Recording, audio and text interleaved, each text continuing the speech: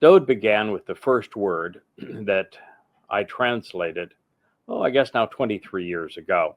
I thought it was just fascinating because it is the word that really opened up all of the some 20,000 pages that I would write thereafter for the Yada Yahowah series.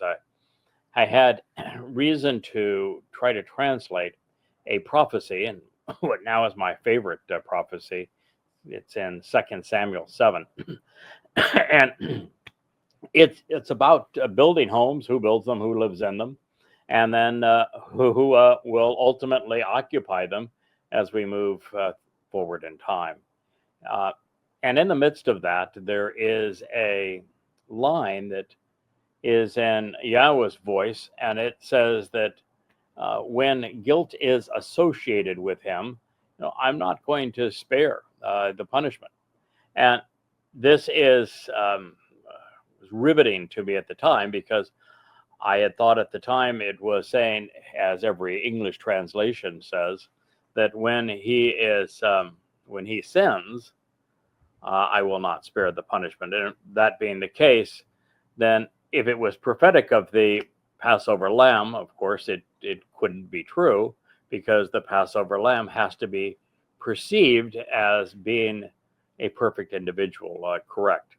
And so sin can be associated with him in the context of what Yashaya Isaiah said in the 53rd chapter, when our guilt is associated with him, he will, carry it away. And so just trying to find out how every one of the 20 English translations I had of 2 Samuel 7 managed to all get it wrong was what caused me to begin learning Hebrew. And effectively, it was the first translation that I did was of Asher in that particular prophecy. And since that time, I have 35 volumes now of books that I have translated, many from the Dead Sea Scrolls, so that we might come to understand a whole lot more clearly and completely what Yahweh actually said to us. And so the very first word that I translated 23 years ago was Asher. And it is the first person variation of Asher, Ashri, that Dode used in the very first psalm.